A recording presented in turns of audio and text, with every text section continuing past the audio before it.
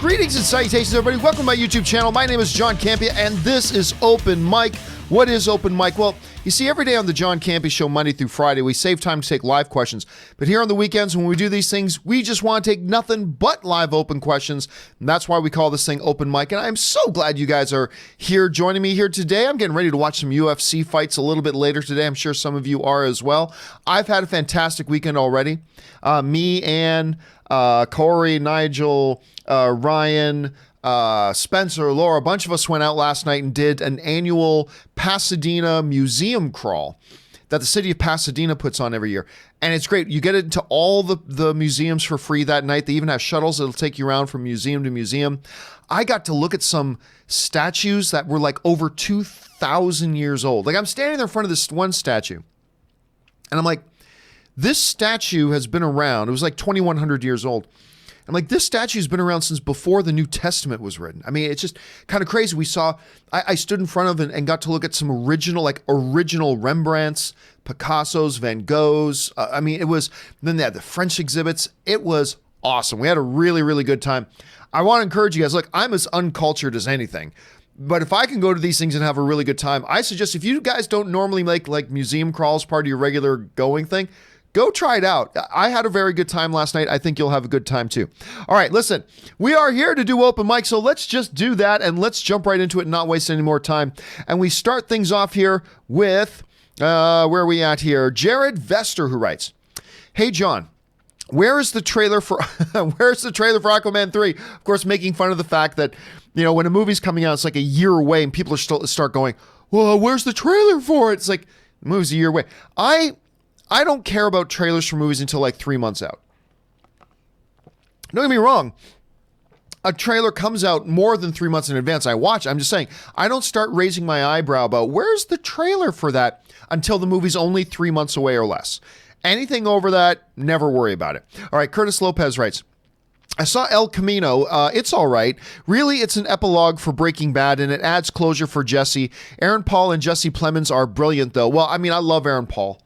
I particularly love him in that role. And I've become more and more of a fan of Jesse Plemons. Like, seriously, I've become so impressed with that dude. That dude is actually really, really good. I have not had a chance to sit down and watch El Camino yet. I might do that today. I might sit down and watch El Camino today. So I haven't had a chance to watch it yet. But thanks for giving me your insight on it, Curtis. All right, Krypton Caged writes, John, Fractured, starring Sam Worthington, just dropped on Netflix. It's a terrific psychological thriller and a great watch for Joker, or a great watch after Joker, I should say. Check it out. Surprise, surprise. Something dropping on Netflix that I've never even heard of. Well done, Netflix. Well done on your crack marketing team. Another thing dropping on Netflix I've never even heard of. I will keep my eye open that for Krypton Cage. Thanks for the recommendation. All right, Kenneth Colton writes, Happy Saturday, Gio. Thank you so much, Kenneth. I hope you're having a good weekend too. I noticed I've been a Patreon member for 2 years. Wow, that's crazy, man. Thank you so much. Time sure does fly. I really wanted to say thank you for everything, and you are truly the Captain Canada of film. Cheers. Well, thank you so much.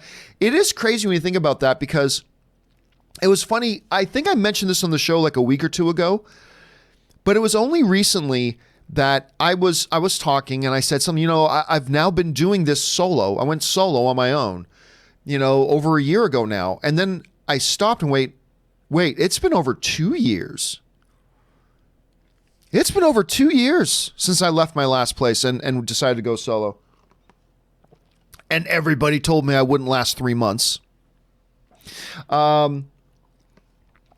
Yeah, it's been over 2 years. It's crazy how time flies.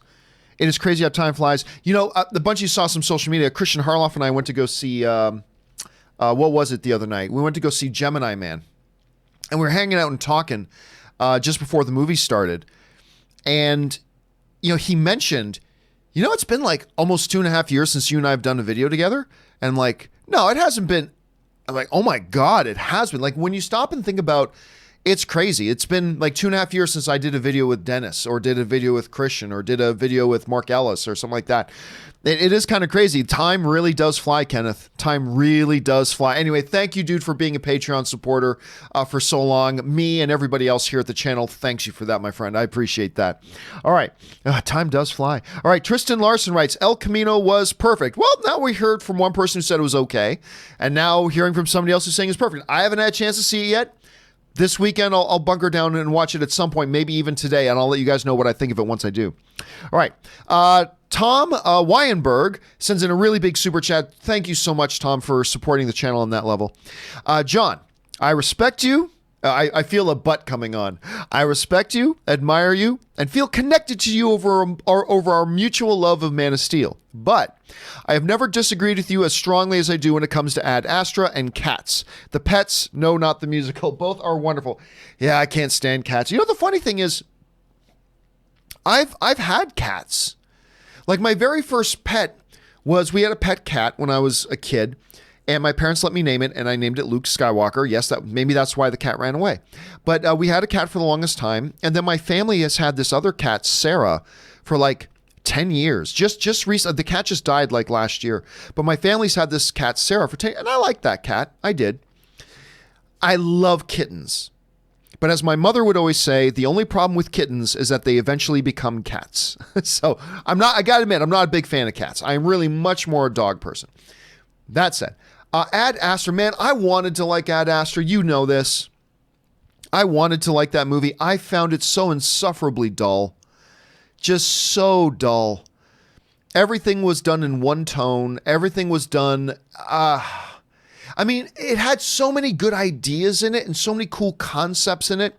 And I think it had all the building blocks to do something really special. And by the way, Tom, you're not alone. There's a good number of people that really like that movie. I know a number of people who really like that movie, so you, sir, are certainly not alone. I wish I did, man. I just could not get over how dreary and dull.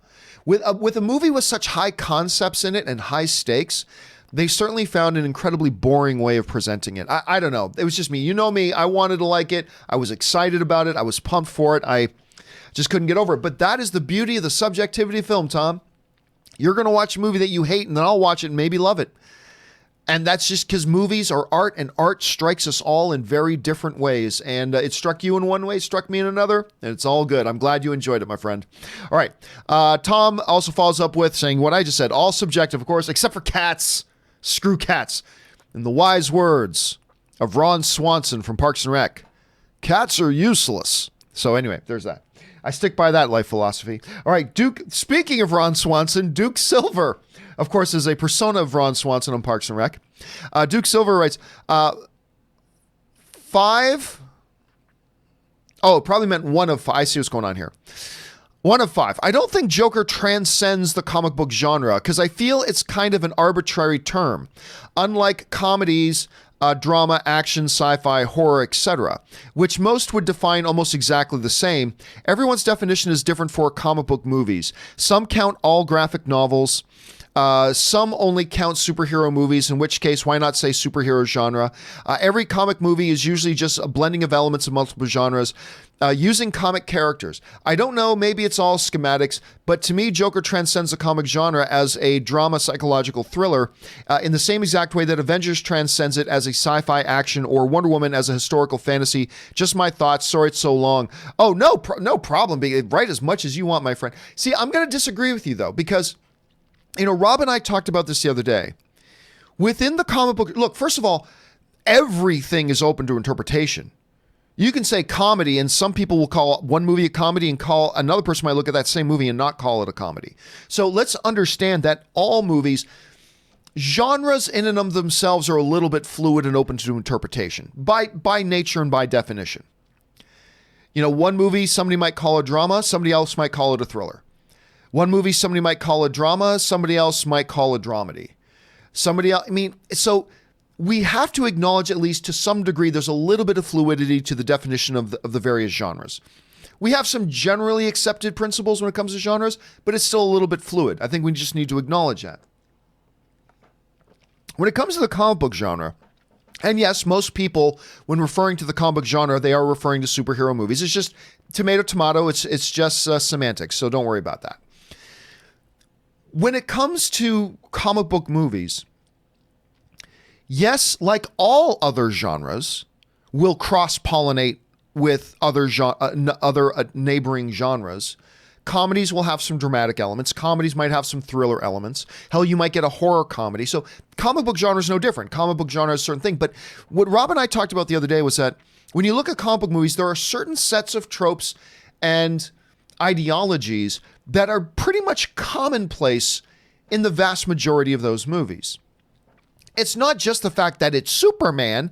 It's also the way their stories are structured and executed, the way they utilize mythology and stuff like that, that there are many, many very common threads that run throughout the comic genre. Hence, a lot of us refer to it as the comic book genre. There's a distinct DNA similarity to all those films, much like in a lot of comedies, there are some distinct DNA threads through the films we would call comedies, right? And yes, it cross-pollinates a little bit. Very rarely, in my opinion, do we see a movie that fits within that comic book genre that actually goes well beyond those common strands of DNA normally associated with most comic book movies? Very few. A lot will cross-pollinate, and that's fine, but they still clearly fall within that strain of DNA that we know as comic book movies. They carry a lot of the same DNA, which is great. There's nothing wrong with that.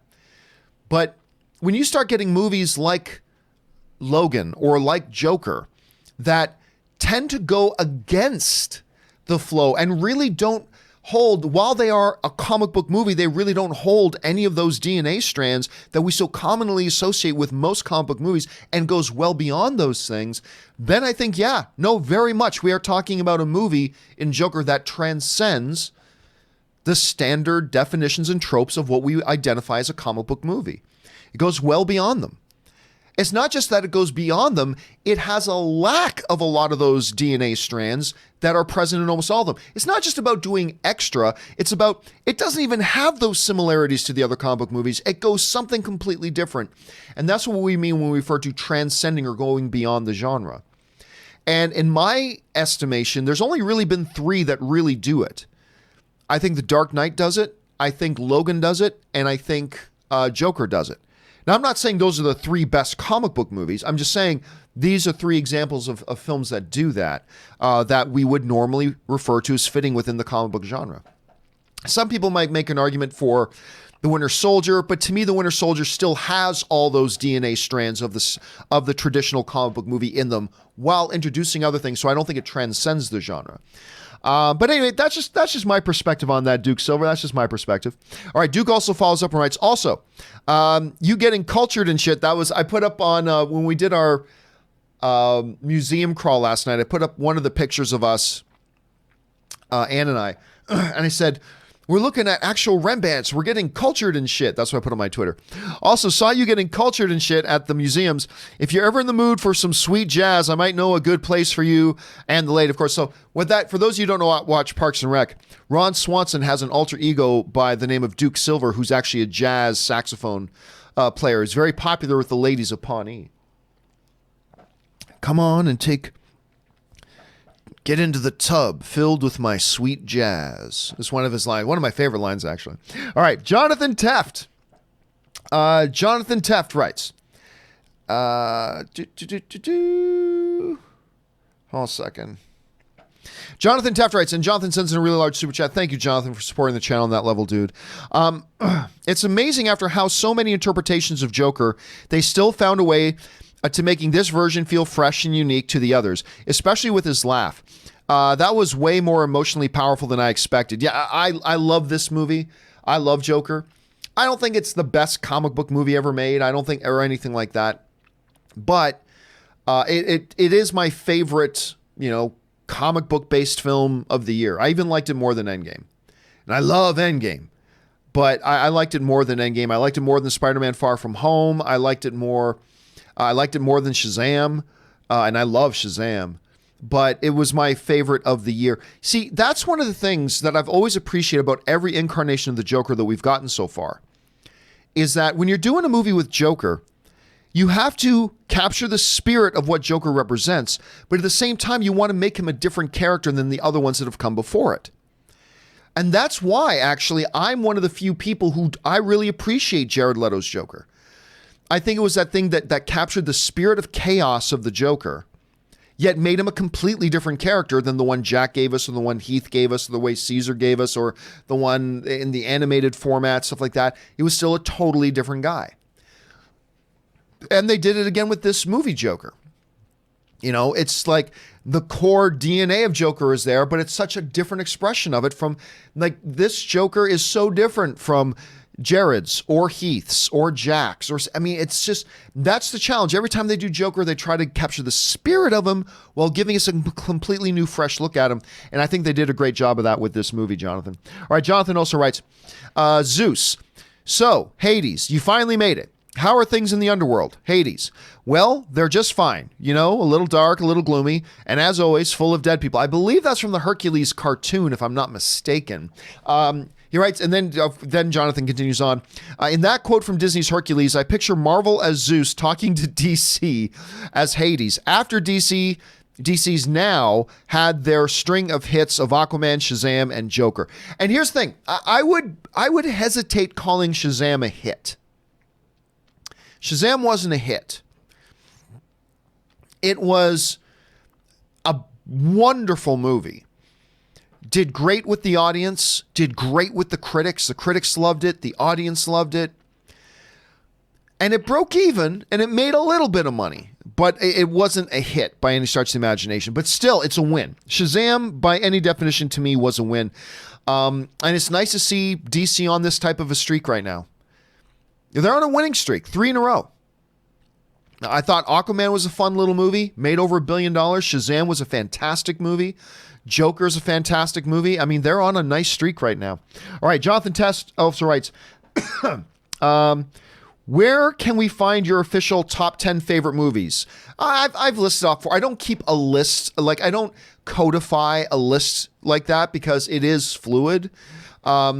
Besides, I usually hesitate giving a lot of lists because people use lists as weapons against you, and I just generally don't. I don't put up an official canonical list. But there's some films I can tell you that are always on it. Star Wars is on it. Lord of the Rings, and by Star Wars I mean the original trilogy. The Lord of the Rings, The Godfather, Usual Suspects, Highlander, Lawrence of Arabia, Ben-Hur. What were some of the other ones that I got on there? Did I already say Shawshank? Well, I should have said Shawshank by now. Shawshank Redemption. So I got a bunch of them, but I don't keep, a codified, unified list like that. So just so you know. All right. The Sock writes, stopped waiting around and turned in my application for the police department. What you said about people not fulfilling their dreams inspired me. In spirit of that, who's your favorite cop character? Well, first of all, Sock, good on you. Because one of the things I often tell people, and this is true about whether people who want to get involved in podcasting or blogging or YouTubing or writing screenplays or writing a book but it applies to every walk of life. The biggest obstacle in everybody's way is laziness. And my kind of mantra is do something every day, no matter how small, that moves you one step closer towards your goals. Maybe it's writing some emails. Maybe it's practicing something. Maybe it's making a phone call to somebody. Like do something every day that moves you towards your goals. The problem is people look at their goals. They often think, oh, that's out of reach. And they just sit around and wait for it to magically fall in their lap. Take some steps. Do something. And I'm glad to see you do that, Sock. My favorite cop character of all time. Whew. Well, I mean, there's different types of cop characters. There's movie cop characters, television cop characters. I don't know if I can pull one off the top of my head about who's my all-time favorite cop character. I will say this, though, right now. On television, right now, my favorite cop character is Voight on Chicago PD. I don't watch a lot of shows regularly, but that's one of the shows I watch regularly. I don't watch any of the other Chicago shows. I don't watch Chicago Fire. I don't watch Chicago Med. I don't watch any of that crap. But I really got hooked on a Chicago Fire or a Chicago PD, and the main reason is I really like the Voight character. So right now, that's my favorite cop character. And good on you, Sock, for submitting your application. Keep taking steps. Just keep taking steps, dude. All right. Where are we at here? Jonathan Tefft writes in again. I won't list my top 50, but here's a bit. Number 50, Paranorman. I like Paranorman. Number 45, Silverado. Number 40, Galaxy Quest. Love Galaxy by Grabthar's Hammer. Number 35, Logan. Number 30, Wind River. I loved Wind River. Number 25, Joker. Number 20, Disney's Hercules. Number 15, Paddington 2. The Paddington movies need more love. Those movies are, I'll say it. The Paddington movies are masterpieces of their genre and of what they are. They are masterpieces. I just adore those movies. Number 10, The Karate Kid, the 1984 version. Number 5, 2001: A Space Odyssey. Number 1, Lord of the Rings. I'm going to say something a little controversial here, Jonathan. I'm going to say something a little controversial. It won't be the first time I've said it, but it always shocks people when I do. I actually prefer the Jaden Smith, Jackie Chan remake of Karate Kid over the original Karate Kid. Now, while everybody faints and screams at their computer monitors at me, hear me out. I still adore the original Karate Kid. Make no mistake, I still adore it. But I actually have a good appreciation for that new Karate Kid movie. It's not one of my favorite films of all time, don't get me wrong. But I remember once I watched it and I was like, that was actually really good. I liked it. It was really nice. Then about a year or two later, I watched it again, and then just for fun, I thought, you know what, I should watch the original again. And then I watched the original again. I'm like, wow, I actually prefer the new one. That puts me in very, very, very rare company. That puts me in very, very, very unique company. I admit that. But anyway, it's nice to see that on your list there, Jonathan. Thanks for sharing it, dude. All right. O+98 writes, last month, former DC President Diane Nelson took to Twitter showing her support for the Joker movie. When asked about Geoff Johns, she said, he's no buddy of mine. Johns also part of the DCEU problems? Here's the thing, O+. Look, I'm not going to pretend that I know Geoff Johns. I don't know Geoff Johns. I know he's an incredible talent in the comic book world, for sure. However, I remember when they promoted him within the movie division, and I was alone. While everybody else was saying, this is brilliant, I was alone in saying, what the hell does Geoff Johns actually know about making movies? He's got a little bit of experience, but does he have a film studio division executive level of movie making experience? No, he doesn't. Just because you're great at creating comic books does not mean they are two different things. Making comic books and making movies are two totally different things. You may think they're the same, they're not. And I remember when that was announced, I was the only guy that said, I have concerns about this. This feels more like fan service than actually good business acumen. Because, back in the day when Kevin Feige was named president of Marvel Studios, I mean, if it was between Kevin Feige and some comic book writer everybody would have voted for the comic book writer. Because they know him, because he writes comic books. Who's Kevin Feige? Feige? Feige-Weege? How do you pronounce that strange last name? Nobody would have went for that, but they knew better. They knew this guy has got a sense for movie making. This guy understands visual storytelling on the screen. This is our guy. This guy, Kevin Feige, I'm sure even they didn't know how to pronounce it at the time. And the rest is history. When they were placing a head person to run that movie division, they didn't do fan service. They didn't go out and get some known name from the comic book world. They got somebody who knew how to make movies. They had somebody who understands the principle of visual storytelling. They went out and got that. DC at the time did a fan service move and put in Geoff Johns. And I've always thought that was a mistake. Now, again, let me reemphasize, I don't know Geoff Johns. For all I know, he's the greatest guy in the world, and maybe he's an elite level master chess player, and he thinks 25 moves ahead, and that's for all I know. I just know that at the time on its surface, it felt like a bad move to me. It felt like fan service to me. Because just because you know how to make good comic book stories does not mean you know anything about making good movies. And he does have some experience. He does. But not studio executive level experience. So as far as Diane saying he's no buddy of mine, I can't speak to whether Geoff Johns is a terrible, terrible person or the most wonderful human being in the world. I just don't know him. I have no idea. I just know that that move of theirs never sat well with me. But that's just me. That's just my little opinion. Take it for what it's worth. It's not. I don't mean to shake the world or anything. All right. Hands of Stone writes, will you be getting Red Dead Redemption 2 for the PC next month? I probably will. I've got Red Dead Redemption 2 on my PS4 Pro, but I tried playing it for 5 minutes and threw the controller across the room because I just couldn't. Yeah, this is stupid. And I threw it away, and I never tried playing it again. But when it's out on PC, I will give it another crack. Because my head is more wired for mouse and keyboard than it is for, dual joystick controllers. My brain's not wired for that. It's funny because I have a lot of my gamer friends going, are you kidding? I'm completely the opposite. My brain's not wired for mouse and keyboard gaming. I can only use a controller, and I'm completely the opposite. But yes, I think I will give it a shot, Hands of Stone. I think I will. All right. No Quizada writes, thoughts on Stuart Little, directed by Rob Minkoff. Wait, first, I don't even remember. Did he actually direct Stuart Little? Hold on a second. Unless I'm thinking of the wrong thing.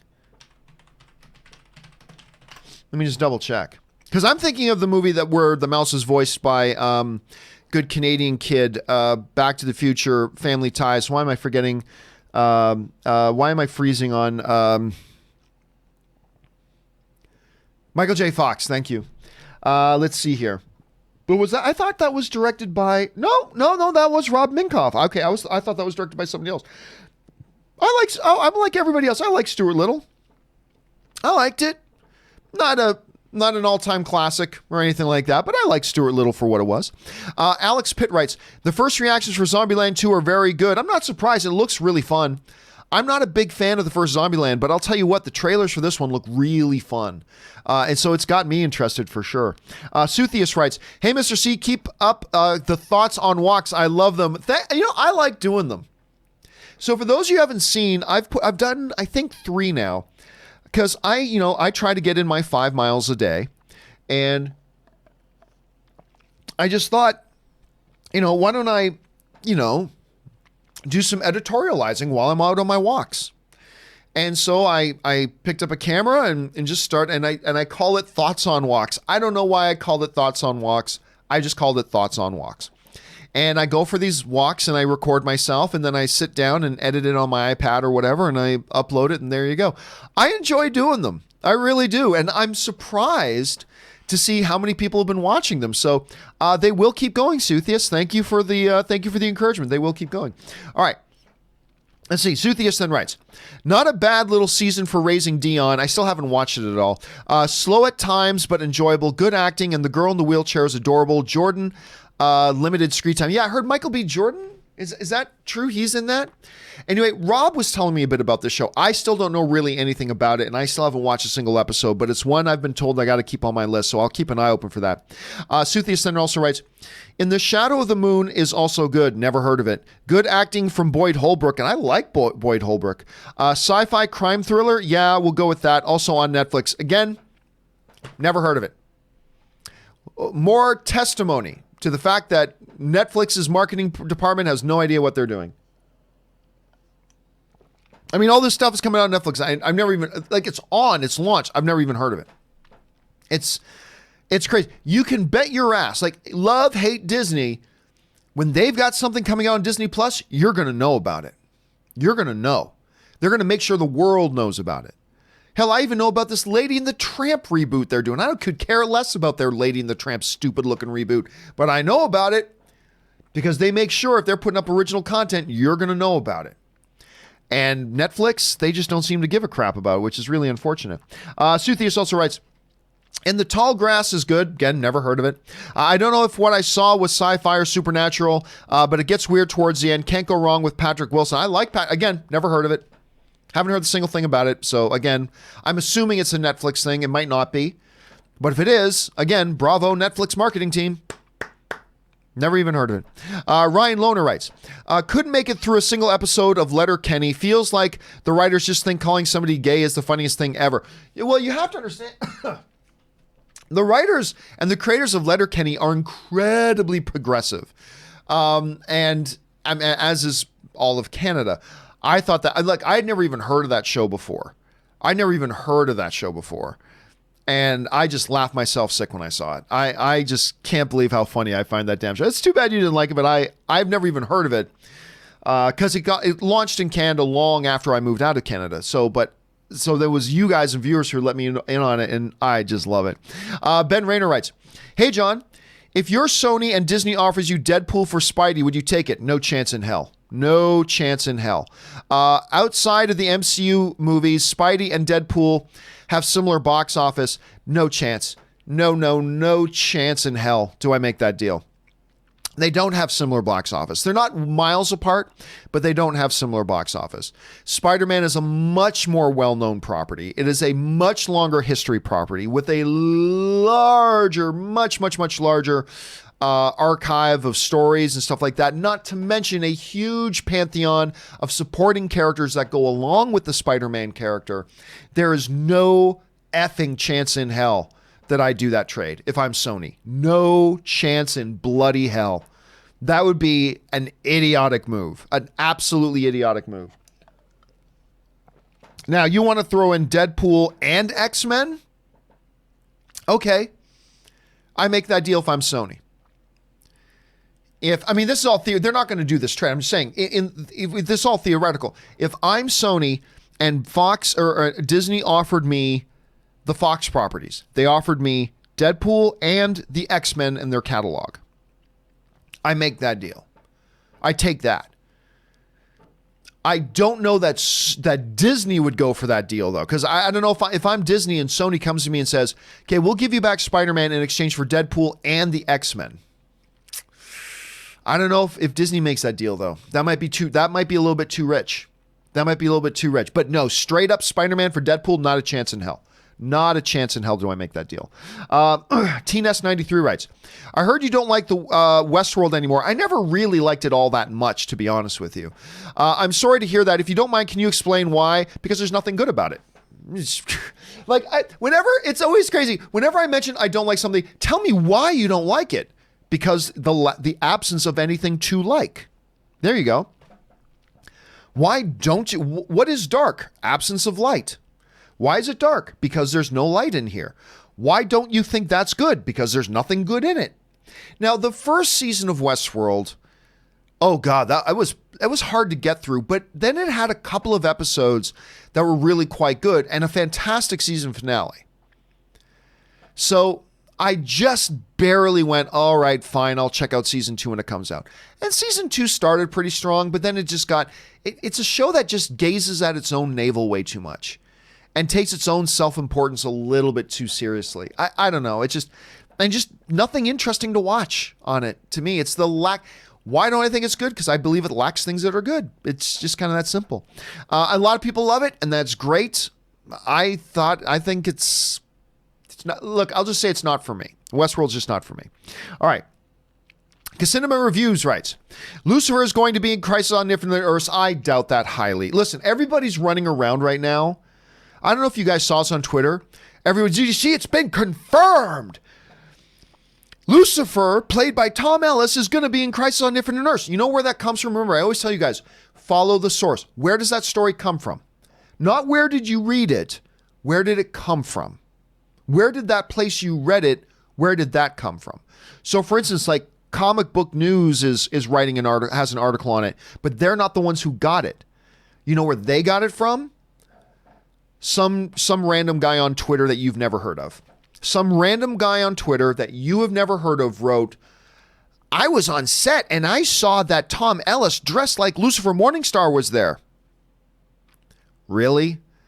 That's the source that everybody's running stories with? Some random person who you have never heard of got on Twitter and wrote that, and now everybody's running with it. Now, let me say, does that mean it's impossible that it's true? No. It's not impossible that it's true. But I'm sorry, This isn't The Hollywood Reporter is writing Tom Ellis is going to be in Lucifer. This isn't Variety writing Tom Ellis is going to be in the CW crossover as Lucifer. This is some random person you've never heard of, wrote it on Twitter, so some website saw that and made a story out of it. Brava. Brava. I don't know.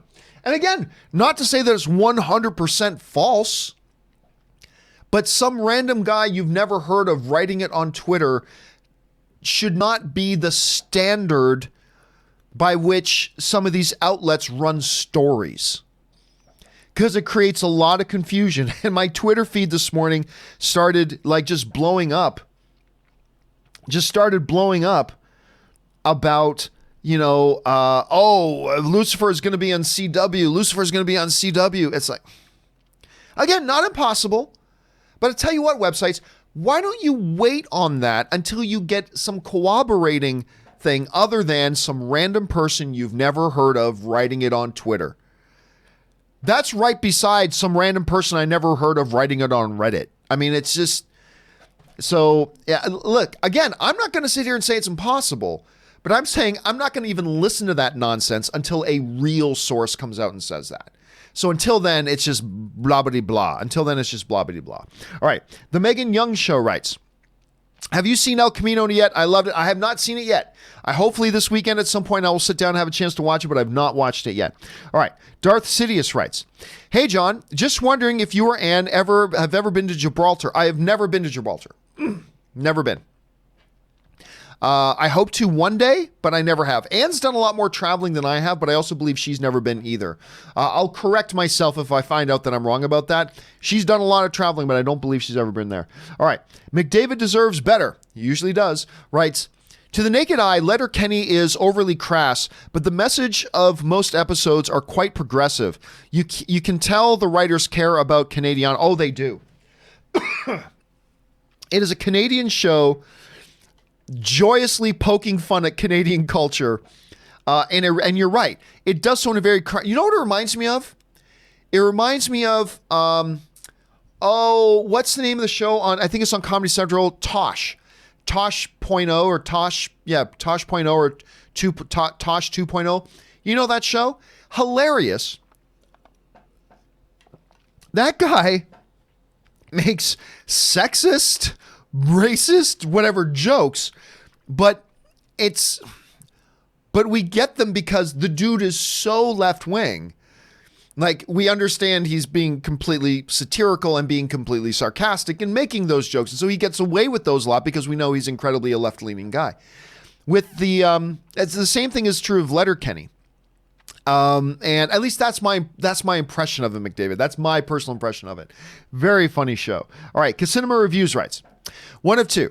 I'm sorry I get so worked up over The Last Jedi haters. I'm fine with people not liking it, but what I'm not okay with is face value judgments and ignorance of facts. And that's what most criticism I see are based on. Well, that's according to you, Casinema. You gotta be careful about that. According to you and your interpretation of the facts. Sure, some are more reasonable than others, but sometimes they'll even admit to it. Sometimes, yeah. There is some ignorant criticisms of The Last Jedi. Sure, there's some, but there's some ignorant criticisms of just about every movie too. So just keep that in mind. It abandoned the Force Awakens story elements BS particularly irks me. If they don't like the execution, fine, but not going the direction you thought it was going to go doesn't mean it abandoned what was set up. Oh, I agree, but understand. Look, I will have that argument with anybody. And there are things about The Last Jedi I don't like. But I will have that argument with anybody that The Last Jedi abandoned what was set up in The Force Awakens. I'll have that argument with people because no, it didn't. It very clearly, in a very logical way, did not abandon any of the story elements of The Force Awakens. It followed through with all of them.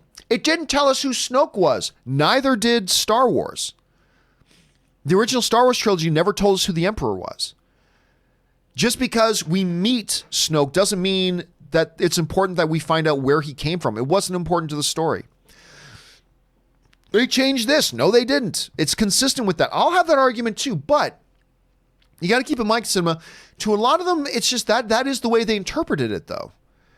And that's why we can have good, friendly movie debate is, to talk about that stuff. But that is one I will take your side on. That I will often get involved, like with my buddy. I've got some good friends. Actually, one just tweeting me last night while I was on my museum crawl. One of my buddies, I've gotten into it a few times with my one buddy who really doesn't like The Last Jedi. But one of his reasons because he thought it just deviated from what The Force Awakens did. And I'll get into that with him. I'll say, no, that it did not do. It was consistent with what it did in the first one. They didn't deviate from anything. And I stand by that. And I'll have that debate. But then there are some things he'll criticize about The Last Jedi that I can't debate him on because even I would criticize those things. And I still really like The Last Jedi, but it is what it is. It is what it is. But listen, man, because cinema, I think you gotta let that go. Because look, every movie has, in as much as you say that about this movie, there are probably movies you don't like that other people would look at you the exact same way that you're looking at those people who don't like The Last Jedi. You may not be aware of it, and I'm sure you don't do it consciously, as I don't do it consciously, but we always got to remember we are the hero of our own stories, but we're all the villain of somebody's story. That's one that's hard to accept. I remember that was a moment of zen for me when I realized that. Look, every human being, all of you, all of us watching this, you are the villain of somebody's story. In somebody's narrative and in somebody's story, you are the villain. Think about that. And let that temper when you're looking at the person or the group or whatever that you would see through the lenses being the villain as well. It's a sobering thought. So, I mean, hey, listen, I'm with you. I like The Last Jedi. I have some issues with it. I have some problems with it. But overall, I thought it was a really good movie and I enjoyed it quite a bit. But that said, you gotta know, why do you care? Like at some point, brother, I just gotta sit down, put my hand on your shoulder and say, brother, why do you care what other people think about the movie? Okay, you watched it like I watched it and you liked it like I liked it. But there are other people who didn't. And they're gonna talk. Why does that bother you? Like honestly, why does it bother you? It doesn't bother me. I mean, when you get into that segment that does it because of the whole racist, sexist, homophobic nonsense that they've got going on, that's a different story. But for the most part, it's just people who didn't like a movie. And that's just like, we were just talking about Ad Astra a little bit earlier ago. I'm the villain of somebody's story when it comes to Ad Astra because I think it was a boring snooze fest. Other people love it. But they're not going to let the fact that I didn't like it interfere with their enjoyment of it. Look, nobody has the power, Cinema, to hurt your enjoyment of a movie. Nobody has that power unless you give it to them. The only way somebody has power over your enjoyment of a movie is if you give them that power to affect your enjoyment of a movie. So at some point, we just got to go, okay, there are a bunch of people out there. I think some of their criticisms are ridiculous and blah, blah, blah. Okay, fine, but who cares? Who cares? Doesn't affect you? Doesn't affect your enjoyment of the film and that you liked it? I'd say at some point you vent your frustration about it for a second, but then you just got to move on from it. Otherwise, you're just letting it erode. You're just letting it erode. So I would say move on from it, Cinema. That's what I would suggest, my brother. And just enjoy it. Just enjoy it like I enjoy it. All right. Amir B writes, saw Ford v Ferrari. Oh, you lucky duck. Really?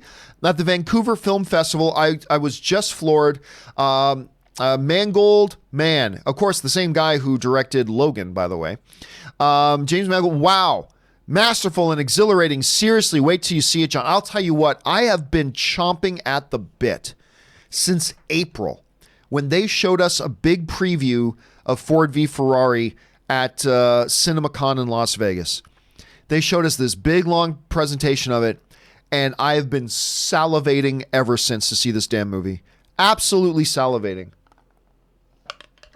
I can't wait. I cannot wait. And I'm extremely jealous, dude, that you had a chance to see it. But yeah, I'm counting down the days, brother. I am counting down the days. All right. J Meister 25 writes, John, got some song recommendations for you. The Wall by Kansas. I mean, I know the one by Floyd, but the one by Kansas, and I like Kansas. I'm not familiar with that one. Innocent Smile by Ash, Val by Garbage, and Alexander the Great by Iron Maiden. I believe I know that one. I haven't heard of the other ones. I will keep my ears open for those ones, Jay Meister. Thank you so much. Nazir Dawkins writes, you were right about my comparison being inaccurate. Your Chuck D example was spot on. Oh, what was that one for? What was that one? Oh, I remember. Okay. I believe it was you, Nazir, that was saying that. Okay, so this is what Nazir's talking about. Nazir, if I remember correctly, the other day made a comment and said that they liken Martin Scorsese's comments about the Joker as some random YouTuber dude saying rap isn't real music. Because Scorsese said he doesn't really consider comic book movies cinema, per se. He said they're well done, but he doesn't consider them cinema. And I said, well, that's not a good comparison because this dude you mentioned doesn't actually know anything about rap music. So this guy who knows nothing about rap music, criticizing rap music, are we going to say that Martin Scorsese doesn't know anything about cinema? I don't think we're going to say that. You could probably count on one hand the people walking the earth alive today who are more qualified to define what cinema is than Martin Scorsese. So I would say, so what I said to Nazir was, instead of saying Scorsese's comments about comic book movies are likened unto, say, Chuck D of Public Enemy, saying that today's rap isn't anything, right? That's a more accurate interpretation. So anyway, thank you for following up on that, Nazir. I appreciate that. And, fight the power, Chuck D. All right. DC Marvel writes, I actually went to a Public Enemy concert once. It was a hoot. I went to back in the day when it was Chuck D, Flav Flav, the whole bit. It was in Toronto. I went to go see their show there. It was a good time. Anyway, DC Marvel writes, hey, John, do you think Warner Brothers and DC is rebooting Ben's Batman with Matt Reeves' version if they decide to do another Justice League, or it's completely standalone? You know what? That's the billion-dollar question right now. What is this new Batman movie? Is it a rebooted Batman within the DCEU without rebooting the whole DCEU? Is it another new pocket universe that is its own world and its own universe that's going to be separate from the DCEU? Don't know. I really, at this point, I seriously don't know. My guess right now, and it's only a guess. It's just a guess right now. Don't hold me to this because I might change my mind in 5 minutes. My best guess right now is that this Matt Reeves Batman will be a new cinematic universe unto itself. I think it will be Batman, but it will be completely disconnected from the DCU. It doesn't exist in the same world that the Wonder Woman and Aquaman and Shazam exist in right now. And whether that means that the DCU is going to go without a Batman or whether it means that they'll reboot another Batman, and that, I don't know. I just don't know. But my best guess, and it's only a guess right now, is that Matt Reeves' Batman will be its own isolated world. That's much like Joker was. That's my guess, but I'm not going to I wouldn't put any money on that. I wouldn't put any money on that at all. We'll have to just wait and see. But it is right now the billion-dollar question. All right. Tony Hurd writes, I just learned yesterday that The Lighthouse will debut in my city in 2 weeks, and I already have pre-ordered my tickets. That's awesome. I'm looking forward to seeing Lighthouse. Willem Dafoe, Robert Pattinson. There are already some people giving some Oscar buzz for Pattinson. I haven't seen it yet myself. But man, can you imagine the momentum going into 2020? If Robert Pattinson did get an Oscar nomination for Lighthouse, because if he gets an Oscar nomination now, the momentum that gives him going into 2020 where he's got Tenet and he's got his Batman coming out too, that'll just steamroll it. And then all of a sudden, just like people did with Heath Ledger, just like people did with Ben Affleck, everybody's going to magically be on the Robert Pattinson bandwagon. Oh, I always knew Pattinson was a good choice. Come on, you did not. Everybody criticized it. No, I always knew Pattinson was a good choice. They did it with Batman too. I remember when Ben Affleck was cast as Batman, me and Schnepp, we made a video 5 minutes after the announcement, and we were the only guys online saying, This, I'm sure we were not literally the only guys, but it felt like we were the only guys. They're saying, this is brilliant. This is a great pairing. Ben Affleck playing Batman. This is going to be great. I love, and everybody laughed at it. But then a few years later, even though not a lot of people love Batman versus Superman, most people liked him as Batman. And all of a sudden, a few years later, it was like, oh yeah, I always knew Ben Affleck was a good choice. And it's like, yeah, sure you did. Anyway, if Pattinson can get an Oscar nomination now rolling in, it gives him a lot of momentum. Then he's going to be in a Christopher Nolan film. Then he's going to be Batman. I mean, the dude's on a roll right now. Let's see. Joshua Howard writes, my top 10 is Mask of Zorro. Wow. Lords of Dogtown. I'm not as big as Lords of Dogtown. I liked it, but I'm not as big as a lot of other people are. Goodfellas, Heartbreak Ridge. I actually really like that movie. Full Metal Jacket, X-Men 2, one of the greatest comic book movies ever. Godzilla, King of the Monsters. Whoo. Yeah, I didn't like that one. The Thing, the 1982 version, or was that 84? Anyway. Dumbo, the animated movie, and Battlefield Earth. Battlefield Earth. Well, you know what I always say, dude. Like, okay. For those of you who may not know, I have what I call an unholy trinity of the 3 all-time worst motion pictures ever produced in wide released by Hollywood studios. And the 3 worst wide released put out by Hollywood studios movies of all time are The Highlander 2, in no particular order, The Highlander 2, Halle Berry's Catwoman, and John Travolta's Battlefield Earth. These are the worst movies ever made by Hollywood studios put out in wide release, in my opinion. You are ranking it amongst your favorites.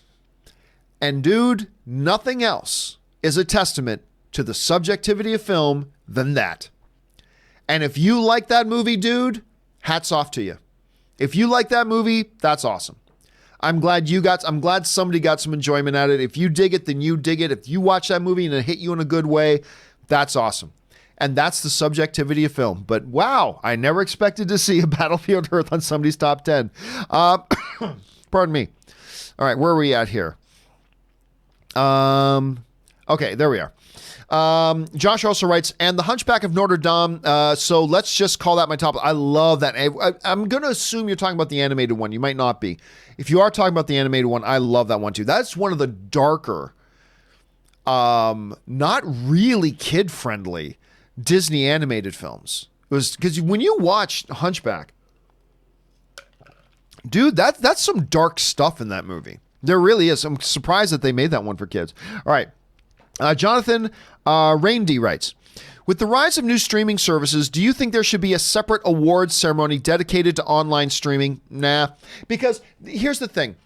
First of all, when somebody's making a movie, a lot of times when a producer and a director are making a movie, they make the movie not even knowing where it's going to end up. They don't know if it's going to end up in a theater. They don't know if it's going to end up on a streaming service. It's made the same way either way. Secondly, the lines between online streaming are being blurred. What is online streaming? Honestly, is Netflix online streaming? How is it different from regular television? You have some equipment built into and connected to your television that takes in a television signal from television networks and shows it on your TV. Netflix is really not all that different. You have some equipment either built into or connected to your TV that takes in the information coming from Netflix and displays it on your TV. Is it really that different? The lines between what is television and what is streaming are becoming increasingly blurred. Like really, really blurred. And I think that blurring is going to continue to get even more blurry as time progresses. So the question then becomes, I think the idea of a separate category becomes even more questionable. It's simply this. It's just that ABC uses this wire, holds up a wire. We use this wire to send our programming to your television. Disney Plus and Netflix and Amazon Prime and we use this wire to send the signal to your television. Either way, it's just a signal coming in through wires, through some equipment into your TV that then displays on your TV. Does that really require a separate awards sort of thing, especially when the people who makes the content. Remember, the awards are based on content. The awards aren't about platform. The awards are about content. And a lot of times this content is being produced and made not knowing where it's going to go through this wire or through this wire. So I would suggest, Jonathan, no, I don't see there being a need or a reason. I think there should be episodic shows and there should be movies. Movies should have rules for qualifying for Oscars. Episodic shows should have rules for qualifying for Emmys. It doesn't matter whether those shows come to your TV through wire A or wire B. Because it really is just that simple of a difference. So no, I would say I don't think they should have a separate category at all. I don't think there's any need for that. All right. Dan Rourke writes, "Hey, John, love the show." Thank you so much, Dan.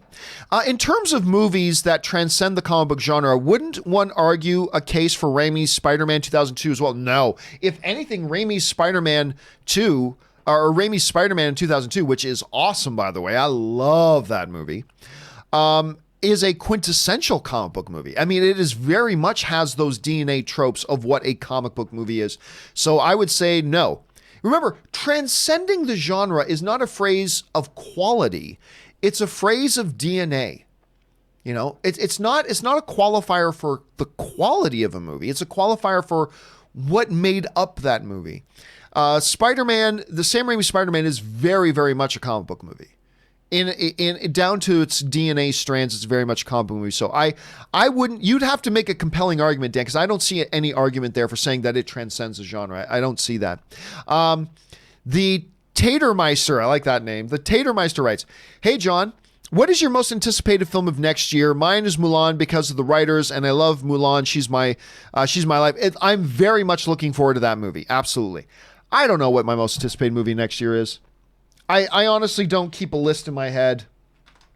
If I brought it up, movies of 2020, I'm looking forward to Onward. I'm looking forward to The Eternals. I'm looking forward to the new Bond. I'm definitely looking forward to Quiet Place 2.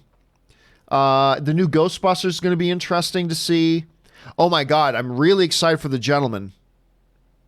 Like the trailer for The Gentleman just dropped the other day. I'm very much looking forward to that. So I don't know. I'd have to sit down and think about it. I don't keep a lot of them off the top of my head, but Mulan is definitely one I'm very much. I love the trailers for it. The source material is fantastic. I'm very much looking forward to that movie as well. All right. Justin Santamaria writes, "Confused, but explain Batman to me in Joker, please." There is no Batman in Joker. It's just that simple. A fan of Peanuts writes, one of two. Don't usually make recommendations from Netflix, but Unbelievable is a very good show about sexual assault victims and how your system fails them. Listen, I've had so many people tell me about that one. Now, Unbelievable is near the top of my chart that I got to get around to here pretty quickly, at least as quickly as I can. Because it's hard now, because all the superhero shows are starting back up now, and Rob and I are starting. By the way, in case you didn't know, Rob and I are relaunching The Weekly Hero this Wednesday. The Weekly Hero returns this Wednesday, ladies and gentlemen. And we're going to be talking about some CW stuff and all that kind of stuff as well. So it's hard for me to keep up with television, but that is one that I've got high on my list because everybody's telling me it's amazing and it looks incredible. So I can't wait to see it. All right, Fan of Peanuts also writes, hope you find the time if you choose. 8 out of 10. Yeah, a lot of people have been telling me, and I will at some point, I will get around to watching this thing because it just looks too good. All right. Sister Harrow writes, "Hey, John, thanks for the later start from us in Australia. It's 5 a.m. here. 3 a.m. starts were difficult. I don't normally, when I do an open mic on the weekends, I won't normally do it as early as 9 a.m. Pacific Standard Time. Today I did it at 11 a.m. So normally I'll do it at 10 or 11. 10 or 11 a.m. is when I normally start. And by the way, I've never told this to you guys before. I am toying with the idea of bumping the start of the John Campea Show a little bit later. I'm not saying I'm going to do it. I'm just saying right now I am toying with the idea of maybe, right now I started at 9 a.m. Pacific Standard Time. I am toying with the idea of maybe moving it to 10 or 11 a.m. Pacific Standard Time. The reason being is totally selfish reasons. I am only getting about 5 hours of sleep a night. And because I'm getting out, I need to start my day at around 5:30. And then you just think, well, then just get to bed earlier. But I'm having a hard time getting to bed earlier. And I'm not getting enough sleep. And when I don't get enough sleep, I eventually start to get sick. That's what happens. Your immune system breaks down when you're not getting enough sleep. So I've been toying with the idea of moving times from 9 a.m. Pacific Standard Time to either 10 or 11. I'll keep you guys updated. If you guys have any thoughts on that, send me an email, john@thejohncampeashow.com. If you got any thoughts on that, send it to me, but I'm toying with it. Again, I don't think I'm going to do it, but I am toying with it, just to let you know. Thanks for sending that in, Sister Harrow. All right. Connor Farley writes, one of two. If, and that's a big if, they do a Joker sequel with Joaquin, should they go darker and more disturbing? Two, almost every TV show, movie series seems to always promote the sequels as bigger and darker, so why not Joker? Nah. If anything, I think you go a little bit lighter. Don't get me wrong. Don't change the DNA of what it is. But Joker is already incredibly heavy and incredibly dark. So my thought would be if, and I don't think they ever will, nor should they do a sequel. They should never do a sequel to it. It's not impossible that they might consider it, but I don't think they ever should. Anyway, but if for whatever reason they did decide to do a sequel, I would actually lean towards saying they should go just a little bit lighter, just to change it up a bit. You've already gone as dark as you should go with it. Maybe just make it a little bit lighter. Don't make it a light movie. Just take your foot off the pedal, the dark pedal, a little bit. Just take it off that a little bit. So I would say maybe they should go that way a little bit. Okay. Adam Vasquez writes, is Aaron playing the new Alexis on Dynasty? I am not at liberty to talk about what Aaron is playing. I don't know. I don't think Aaron has announced what it is she's doing. I don't think she's announced what she's doing right now. Aaron, of course, is right now in Atlanta shooting a new show. All I can tell you is that I am not at liberty to talk about what show that is yet. That's up to her to announce. Jim Riley writes, thoughts on Mouse Hunt? I personally loved it. I didn't like Mouse Hunt all that much. If I'm thinking, that's the one with Nathan Lane, right? I might be thinking of the wrong movie here. Hold on a second. Mouse Hunt. I could be completely wrong here. No, that's the one with Nathan Lane. Yeah. I didn't love it. I didn't hate it. I didn't think it was a terrible movie or anything like that. But yeah, I was not overly taken with it. Let's just say that. I was not overly taken with it myself. A fan of Peanuts writes, just rented Midsommar, weird, mostly 7 out of 10. Yeah, I'm not a huge fan of it. I didn't mind it. We've talked about it a bunch on the show. I didn't mind it. I thought it was more... Sometimes it was just strange for the sake of being strange. Doesn't always work for me, so I wasn't huge on it, to be honest with you. Anyway, not that I disliked it. I'm just saying I didn't... Yeah, whatever. I'm not going to watch it again. Slim Trav writes, looks like Gemini Man's another flop for Paramount. Yeah.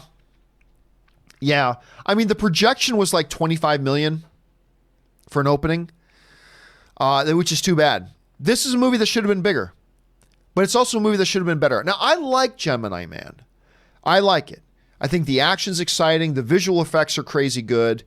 And it's got a good pace to it. It's got an adventure kind of a movie feel to it, but it also felt like it was a first draft of a script. It wasn't, but it feels like it. And the story was rough. Some of the dialogue was cringy. Should have been a better film, but it looks like that's going to end up costing them a lot of money. All right. Samuel Phoenix writes, what do you think the next World of Warcraft expansion will be? Oh, I have no idea. No idea. I think right now they're still on the battle for Azeroth. What the next one will be, who knows? I have no idea at all in the world. I am enjoying playing some World of Warcraft again, though, I gotta say. All right, Orange Hand writes, are you more like Ernie, messy, or Bert, tidy? I think I'm actually probably more like Bert. Now, don't get me wrong. I'm not a neat freak by any stretch of the imagination, but I do like things being in order. That's the administrator in me, I guess. I like there being an order to things. Like when you walk into my place, it doesn't look like a bachelor pad. Even when Anne's been away for a couple of weeks, my place will not look like a bachelor pad. So I guess I am more like Bert. I'm not completely Bert, but I guess out of the two, I'm more like Bert. All right. Eric DeRiggi writes, Giovanni, please settle a bet if you can. A steak dinner rides on it. If I say Flowers in the Attic is a horror movie, would you agree, yes or no? P.S. My mother agrees with you about Ad Astra. Good to know. My guess, and by the way, I think I know the movie I'm thinking about, but let me just make sure. Because I'm thinking of the one with Heather Graham. Hold on a second here. Load. There it is. Helen Graham, Aaron Bernstein. Ellen, I should say.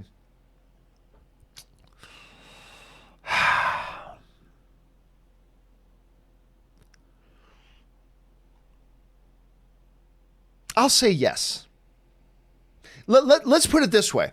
I'm not hardcore on that, Eric, but if I were in a conversation with somebody and somebody mentioned, hey, that horror movie, Flowers in the Attic, I don't know that I wouldn't correct them. I wouldn't go, wait a minute, that's not a horror movie per se. I don't think I would correct them, so I will lean towards that. But I'll tell you what, I'm not hardcore on that. That's one of those movies that I don't know if you can be hardcore on it. So, yeah, take that for what it is. It's a difficult call on that one. All right. Cameron writes, hey, John, have you heard any news on what Alejandro? I have no idea what we're talking about. Sorry about that, Cameron. Lone Wolf X6 writes, hey, John, have you seen The Flash and Supernatural premiere this week? Nope, haven't watched them yet. If so, thoughts? Arrow premiere Tuesday. I'm excited. Have not watched either one of them yet. It's been a busy week for me. I have not started getting caught up yet. I will start to do that this weekend, though. I will spend a little bit of my time this weekend getting caught up on some TV. All right, next up, Cameron. Oh, okay, I see this. Okay, so, hey, John, have you heard any news on what Alejandro Inarritu will make next? It's been a while. Nope, I've not actually heard anything. Let me just look it up here. Alejandro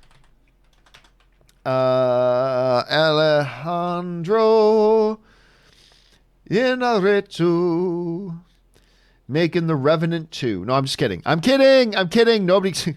Official. John Campea said he's making Revenant 2. No. I'm looking up on IMDb right now. He's got nothing listed. I'm sure he knows what he's doing next, but I have not yet heard what he's doing next. And just again, let me be clear. I am sure it is not The Revenant 2. Just to be clear about that. All right. Casinema Reviews writes, where did he go? There we go. Casinema Reviews writes, I care so much about it because they've caused and continue to cause so much trouble for the franchise. I'm just scared they'll make The Rise of Skywalker underperform. Nobody can make anything underperform. Let's just be clear about that. Nobody can make a movie underperform. All right? They just can't. You know, they tried their hardest to get people to boycott. Remember the huge boycott, Captain Marvel, boycott, Captain Marvel, boycott, Captain Marvel? What happened? Movie made over $1 billion. So nobody can make something underperform. They themselves may choose to go or not go to it, and that's perfectly fine. But again, it's nothing you should worry about. I mean, look. Yeah, mention it. We can have conversations about it, but then at some point, you've got to let it stop bothering you. That's what I'm saying. Yeah, at some point, you just have to accept that it is what it is and just let it stop bothering you and move on. Or here's the thing, cinema. What good? Seriously, what good do you think you're going to have come out by obsessing about it? None. There is no good. You're not going to accomplish anything by obsessing on it. We have some conversations about it. We point it out. We discuss it. But then at some point, you got to move on from it. You're not changing anybody else's minds, nor are you changing yours, nor should you. So just accept that, yeah, there are people out there that feel that way, but I don't, and then just move on to the next thing. I mean, that's really the best thing to do. Nothing good's going to come out of worrying about it. So, and remember, nobody can cause a film to underperform. A person themselves either want to see a movie or they don't, and that's it. Nobody out there is going to make me not go see a movie. or going to make me go see a movie, you know? So I wouldn't worry about it. I wouldn't worry about it at all. All right. Pardon me. Hannah Ringwald writes, my top 10 list. Call Me By Your Name. It's a solid movie. Love some good Armie Hammer in that. A little Timothée Chalamet as well. Black Swan. Love that one. Prisoners. A little bit of Denis Villeneuve in there. Short Term 12. Fantastic. Whiplash. Won some Academy Awards. Shame. One of the best things Michael Fassbender has done. Wreck-It Ralph. I love Wreck-It Ralph. The Killing of the Sacred Deer. That's I have not seen that one put on anybody's list yet, Hannah. American Animals. That's another one. And The Nice Guys. Again, The Nice Guys is... And she says, love the show. Thank you so much, Hannah. I appreciate that. Nice Guys is, to me, the poster child of wanting to tell everybody to shut up who complains that Hollywood doesn't do anything original anymore. It's like, yes, they do. They make tons of original films. Tons and tons and tons of original films come out. You just don't go see them. So stop Stop saying Hollywood doesn't make original films. They do in droves. They make ass loads of original films. You just don't go see them. That's all. You just don't go see them. And The Nice Guys is a great example of that. I love that movie and nobody went to go see it. Great director in Shane Black, fantastic actors, lead actors, Ryan Gosling, Russell Crowe, great, just phonetic kind of pace to it. It's just a wonderful movie, and nobody went to go see it. It's just, it's always too bad. I'm glad to see it on your list, Hannah. Thank you so much for sharing that. I appreciate that very much. I like your list a lot. I'm glad you put Prisoners on there too. All right, where are we at here? Chase Eichler writes, what are the chances Adam Sandler gets an Oscar nomination for Uncut Gems? I haven't seen it yet, so I can't possibly guess. He looks fantastic. Thanks, and keep up the great work. He's got the exact same chances of any actor in any movie today. I mean, I honestly, I can't give any opinion as to his chances when I haven't seen it. And to be frank, I haven't read anybody who has seen it. I've seen the trailer, and the trailer looks great, but it's just a trailer. But I haven't read any actual reviews from it, and I have not seen the movie for myself. So what are the chances Adam Sandler gets an Oscar nomination for Uncut Gems? Same as every other actor in every other movie this year.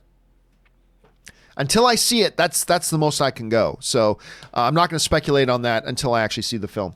All right, Nick writes, 1 of 3. Hey, John, I really need your help, man. I'm getting overwhelmed with the amount of TV shows. Oh, dude, listen, I've just been talking about, look, there's too much television. I can't keep up with television. I am a movie guy. I mostly focus my time on movies. I don't watch a lot of television. I watch some, but there's just a lot out there. I'm getting overwhelmed with the amount of TV shows I need to watch before getting spoiled on social media. That's also a big part. Sure, I could shut out my friends on social media for a while, but that's no fun. There's 12 shows I'm currently watching weekly as they're airing, but I'm far behind on another 8 shows I was watching, and I want to catch up. Anywho, how should I prioritize? How do you prioritize and avoid spoilers? Well, I just don't. I just don't. Look, I prioritize by what I want to watch. And I make sure I just don't get started on things that I don't have the time to actually keep up with.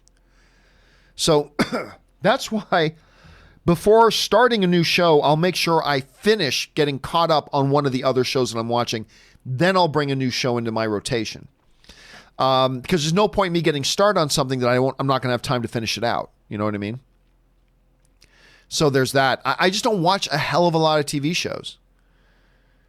I just don't have the time for it. It's really just that simple. And that is going to become, Nick, as more and more streaming services pop up and with all the content that's out there, that's going to become a bigger and bigger problem moving forward. By the way, that is one of the advantages of what Disney Plus is doing by releasing episodes week by week. Because look, if it's a Netflix show, you've got to binge the entire show within a few days or else it's going to be spoiled for you. Everything is going to be spoiled for you. With a show that goes week by week, you now are able to get caught up and the show, people can only get so far ahead of you. And I actually really like that a lot. I like that a lot. Because you get this, Netflix drops a highly, like the next Stranger Things, and there's this stress that comes along with that. That's like, well, I've got to watch all 8 episodes as quickly as possible because everybody else is going to be talking about it and I'm going to get spoiled. When it's a week by week, there's only so much people can get ahead. And I like that. But honestly, Nick, I have no answers for you, brother. I have no answers for you. Like, I've got the shows that I watch, and I watch those.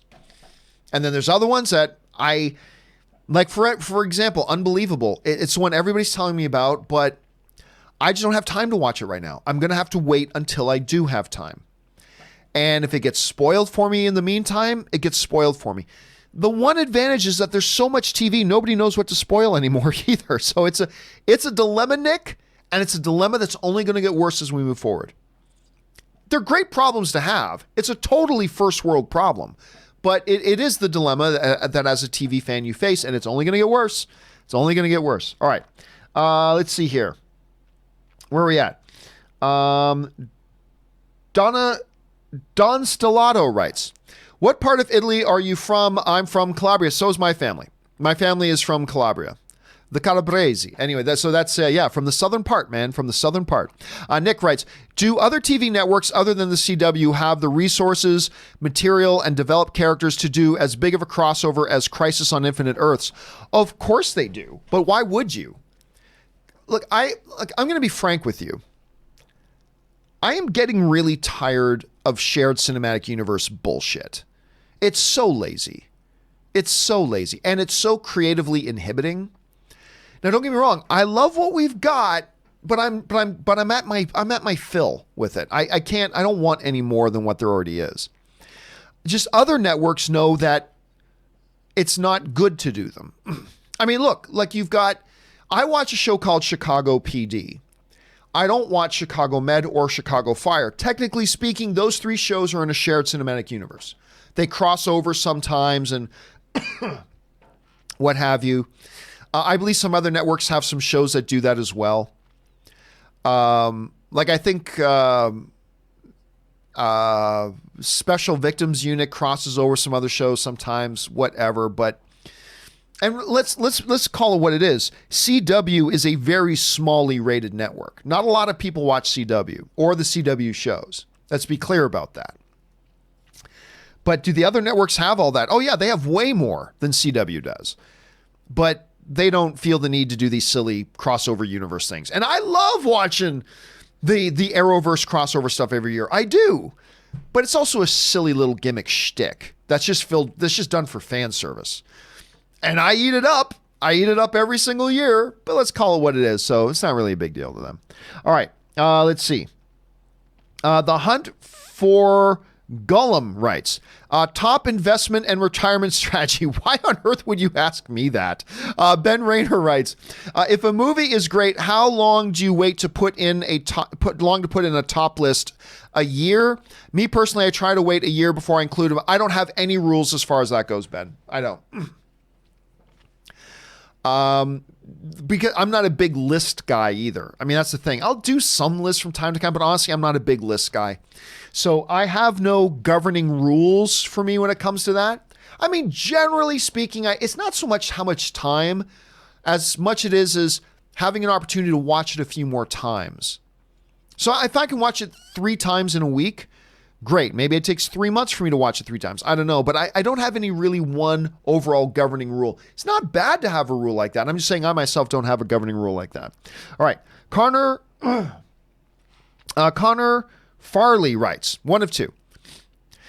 Favorite actors as of right now: Al Pacino, Gary Oldman, Daniel Day-Lewis, Leonardo DiCaprio, Robert De Niro, Tom Hardy, Joaquin Phoenix, Robert Pattinson, Ben Mendelsohn, and Daniel Craig. All fabulous, fabulous actors. We are not only living in a great age where there's some fabulous movies being made, some fabulous television being made. We are living in an era right now with some really tremendously talented actors and actresses in the business that are helping to deliver this stuff, man. And you just named off a really good crop of them, dude. A really, really good crop of them. All right. Man Mountain Gherkin, 23, writes, am a Christian. Do you mean I am? I am a Christian who dislikes faith-based movies from the Christian movie industry. However, I love the Jesus of Nazareth miniseries. Great acting and production value. Your thoughts on it? Never watched it. Never watched it. I avoid, even as somebody who was in seminary, when I was in seminary, I didn't watch the Christian bullshit movies because they're terrible. They're terrible. I don't care if they're preaching the right message. They're terrible, terrible movies. I can get the message from other sources. I don't need to get it from just ass-awful movies. I've never liked them, all that kind of stuff. So I never did see the Jesus of Nazareth miniseries either. I know the story enough. I don't need to see the movie version of it. So I've never seen it myself. Never seen it myself, so I can't give. Now, I'm not saying that everything is complete crap. I'm not saying that. I'm just saying, as somebody who forced myself to watch a lot of that garbage, I just gave up on it. I said, you know what? These are not for me. Even if, I like the message of it, they're terrible, terrible movies. And I just don't watch them anymore. So I have never seen, again, I'm not saying the Jesus of Nazareth miniseries wasn't great. I'm saying those things are normally not for me, so I don't watch them. So I can't give an opinion on that, unfortunately, Man Mountain. But I'm glad you enjoyed it. I'm glad you did. All right. A fan of Peanuts writes, did you see Short Term 12? I have not recommended. Yes, and it's great and it's wonderful. It's on a number of people's lists, and it should be. It's really, really good. Connor Farley writes, oh, we already got that one. Kaiju Diesel writes, thanks for reading my wife's 2 birthday wishes on Thursday. Oh, no, that was my pleasure. Godzilla's Girl. What are you most and least excited about regarding Godzilla versus King Kong? I tell you what, my excitement level is quite low right now. There's not a lot I'm excited about because I was excited for Godzilla King of the Monsters. I drooled over the trailers for it. I was excited for it, and I thought it was a pretty poor movie. Not the worst movie, but pretty poor. And it has zapped a lot of my excitement for Godzilla versus Kong. Now, that excitement may instantly come back into glorious life once they start dropping trailers for it. Like once we move beyond the theoretical and get into the tangible, like an actual trailer, that might get me excited again. But I got to be honest with you, Kaiju, right now, I'm not that excited for it because that Godzilla King of the Monsters let me down. It let me down. It had some good elements to it. Don't get me wrong. It had some good things about it. But overall, I felt pretty disappointed. Ask me that again, Kaiju, once a trailer drops. Then let's see where I'm at, because I think it's going to take something like that to get me excited again. Because again, the Godzilla movie just let me down. All right, Cameron V writes, have you seen the Netflix movie PU? Nope, never even heard of it. A movie about a 2-year-old left home alone. Was the most suspenseful and terrifying movie I've ever watched. Major respect for the director. I've never even heard of it, Cameron. Again, Netflix will put out so many movies, you'll never even hear of them. That's their new logo. That's their new motto. So no, unfortunately, Cameron V, I've never even heard of the film. I might have to put that on my watch list, though, if you liked it that much. I might have to check that out. I mean, you certainly describe it well. A 2-year-old left home alone. Okay, that sounds pretty terrifying. I'll keep my eyes open for it, but as of right now, Cameron, I never even heard of it, but thank you for the recommendation. All right, Celestial, where'd you go? Celestial Dreams writes, where'd I go? I lost it. There it is. I know you're skeptical on Batman fight with a kid Robin on film. One movie that I think handles a kid with depth and maturity in a do-or-die world is Terminator 2. That would be the blueprint. Thoughts? Oh, no. That's not the blueprint at all. That's not the blueprint at all. Hey, here's Celestial, why that is nowhere near remotely a blueprint for a Batman film. Terminator, you're talking about a kid, a useless kid, who only is in an action situation. The kid is not brought into action situations. The kid does not go into action situations. That whole movie is about actively trying to keep that kid out of action situations. The whole point of the Terminator being there is to keep him away from danger, right? Keep him away from danger. That's the whole underlying premise of Terminator. Keep this kid out of danger. Save him, protect him. Don't let him get involved in all the gun stuff going on. Batman with Robin is completely the opposite. Now, if you want to make a movie about Batman where Batman has to go and protect this kid, Dick Grayson, this little orphan kid, not training him to be a warrior, not taking him into a big fight with mobsters with machine guns while giving him a cool stick. I have a stick. I'm Robin. If you just want to make a Batman movie where it's just this helpless kid and Batman just needs to go and protect this kid and try to keep him out of danger, if you want to do that, fine. That's fine with me. But the underlying problem with the idea of a live action Robin, true to the comics, 9-year-old, 10-year-old, 11-year-old Robin, a little boy with a stick, pew, pew, in a live action environment, that's child abuse. Taking a kid into a life or death situation, taking a child with no superhuman powers, just has a stick and is pretty good, took some karate lessons, that just doesn't, that's no bueno. That's just simply no good. No. And it is a completely far, far different scenario than Terminator 2, where they have a kid who is helpless to defend himself and they need to have a protector to try to keep him away from danger. That's not what Robin and Batman is. The underlying problem with Robin and Batman is it's a child that they give a stick and say, now go throw him into some dangerous situations to go fight crime. It's ridiculous. And again, the two biggest objections I usually get from people when I bring that up is, well, John, yeah, Spider-Man's just a high school kid. Spider-Man has the powers of the Olympian gods. Spider-Man has superhuman strength. He can literally lift a tank over his head. Spider-Man has superhuman agility and speed and has magical spider sense. He has the powers of the gods. Robin is a child with a stick. And then the other thing that people will say is, well, John, you liked Hit Girl. Yes, because Kick-Ass is a sarcastic, satirical comedy. Is Batman a sarcastic, satirical comedy that's just supposed to be ridiculous and nonsense? No, it's supposed to feel a little grounded and real. So yes, if you want to make a Batman movie that's just a satirical, ridiculous comedy, then sure, put in Robin with Batman. But if you're not, then no, it doesn't work. It doesn't work. Christopher Nolan knew it didn't work. The people at Warner Bros. Know it doesn't work. I really hope they stay away from it. But look, that's not to say, again, that if you want to do Robin and you want to change it up, I'm fine with that. You want Robin to be 19? I'm fine with that. You want to do a 21-year-old Dick Grayson that, Batman just discovers one day and takes him under his wing, per se? I'm fine with that. But an 11-year-old child running around with a stick, I'm going to take on mobsters with machine guns. No, that doesn't work. It might work great in the comics, and it often does work great in the comics. It might work great in cartoons, and it often does work great in cartoons. Would not work in live action. Would not work. And no, the Terminator 2 thing is actually completely the opposite situation. Anyway, Anthony T writes, why is Rotten Tomatoes movie score so drastically different from movie critics and audiences? They aren't. Like Joker and Rambo, are critics just too tough or feel like they have to make a point? I miss thumbs up and down. No, first of all, Anthony, we talked about this the other day. 90% of the time, audience and critic scores will be within about 20% of each other. So that's just a myth. But every once in a while, you will get some radically different scores.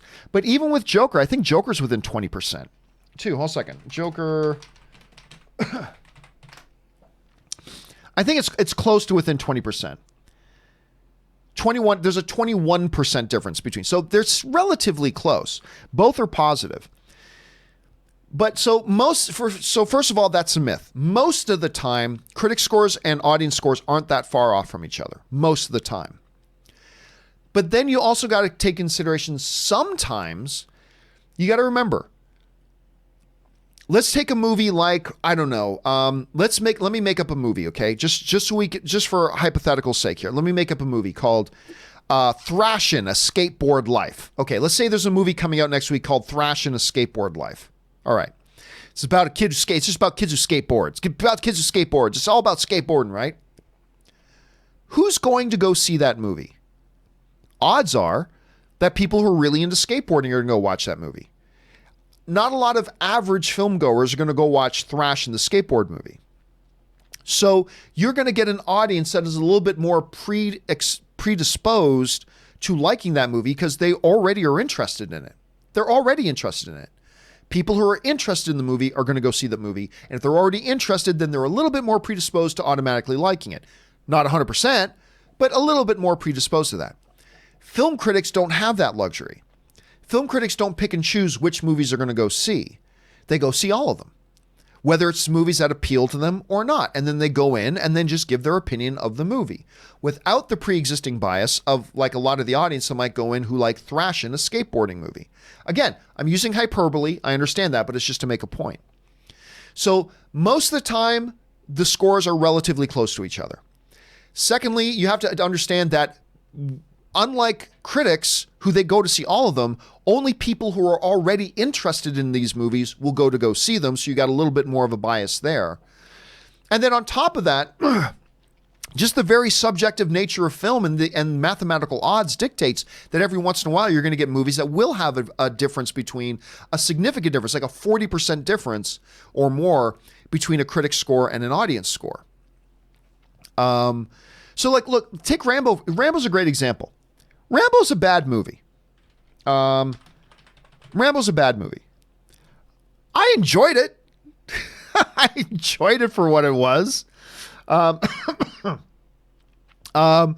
Particularly for the third act, right? But film critics are going in to watch that movie to evaluate it as a whole, as a movie. Did a lot of average film goers go to see Rambo? Nope. Not many people went to go see Rambo. But the ones who did go are going for what? They're going to go see Rambo beat some people up and blow some stuff up and shoot a lot of people. And the movie gives you that. So they're more inclined to like it. But here's the thing. If all the audience went to go see Rambo, not just the ones who were interested in, but if let's say $100 million worth of people went to go see Rambo opening weekend, its audience score would be a lot lower. Because then it wouldn't just be the people who were already interested in Rambo. Do you see what I'm saying? So, yeah, most of the time, the scores are relatively close. Sometimes you're going to get some differences. Sometimes those differences will just be because of the subjectivity of film. Sometimes it'll be because only people who are really interested in that movie are going to go see it. They're more predisposed to liking it than film critics who they're going to go see it whether they're predisposed to liking it or not. And so you're going to get a wider range. So, yeah, number one, it's a myth that the movie scores are drastically different. Most of the time, they're not. Most of the time, they are not drastically different. But when they are, as they would have to be, sometimes it's just because of subjectivity of film.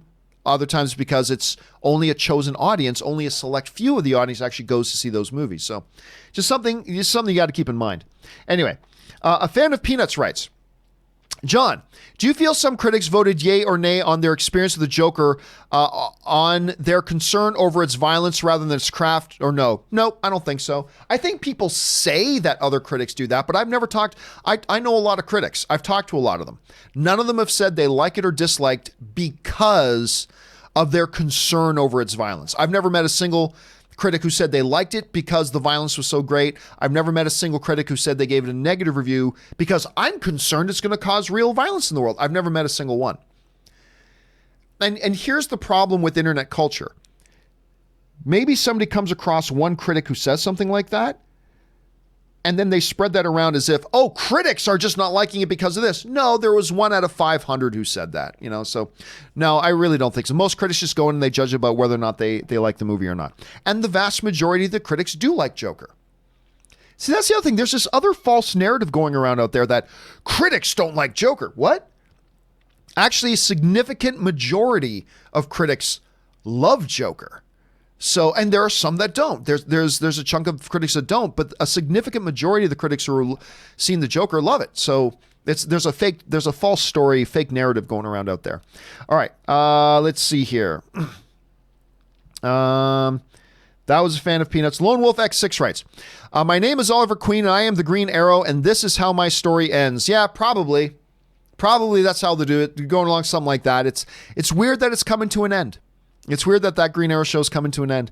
NKS432 writes, how important will MCU Spider-Man be going forward? Not very important. They make great movies, but it's not going to be very important because I believe they're already planning on these next 2 films will be the last 2 films that he's involved in the MCU. I think.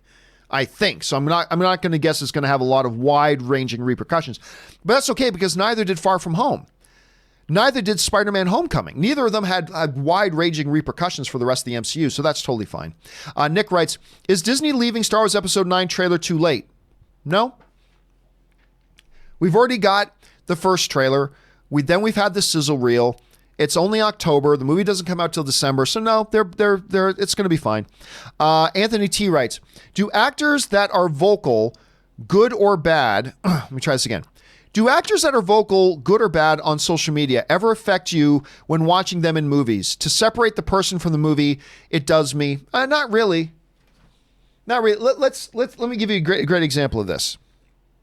Tyrese Gibson. I think he has acted like a supreme jackass on social media. I really do.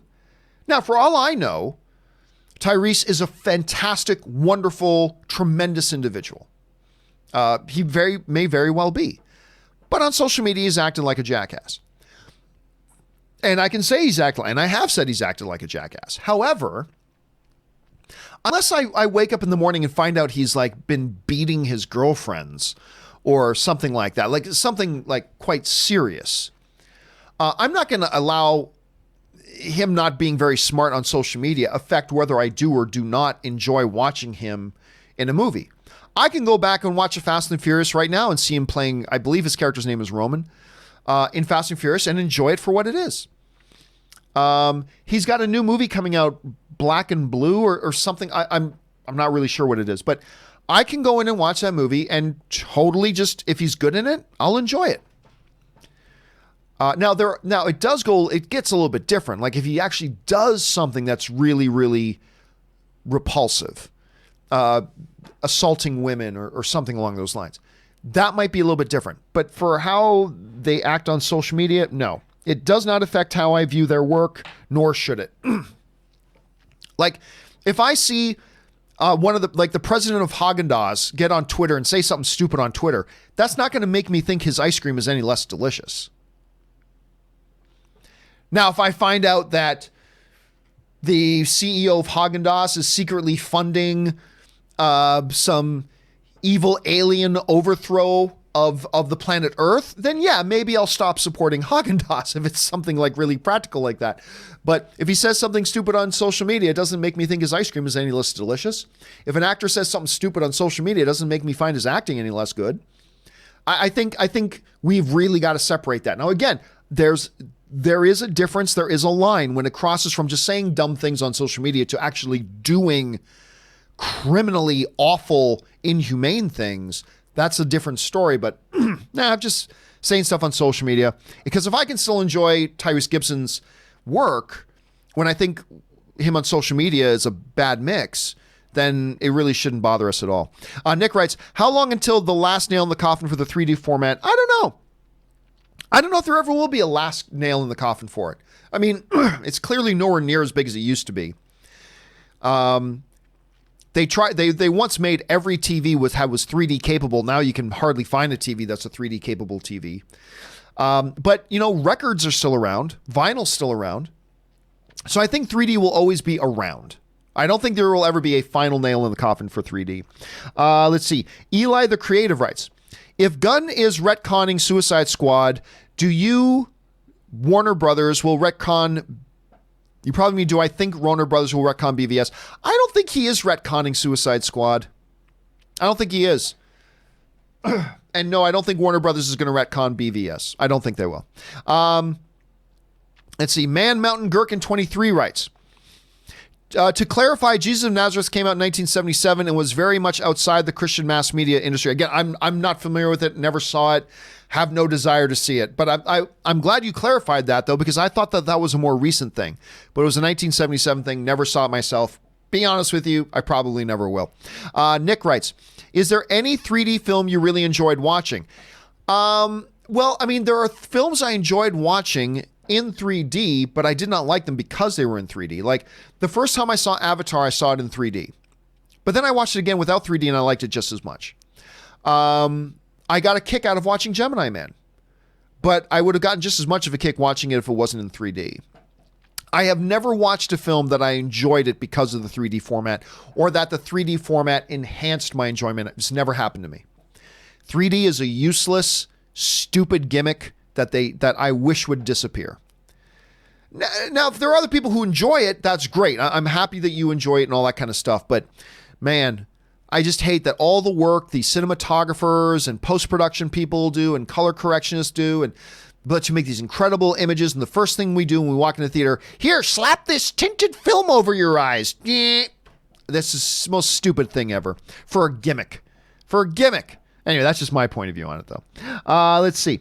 Nick. Where are we at here? Nick writes, only religious film I liked was Passion of the Christ. Yeah, but even that, it was undermined a little bit for me because of my pre-existing condition with it, but it is what it is.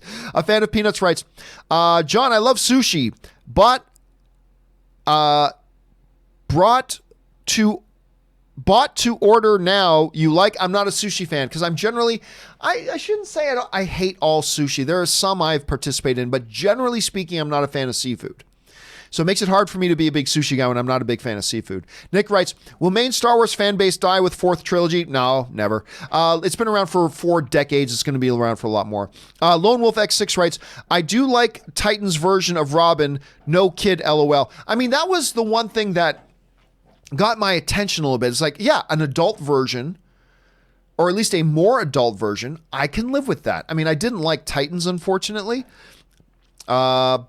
But that idea is one I can live with a lot more. I can live with that idea of it a lot more.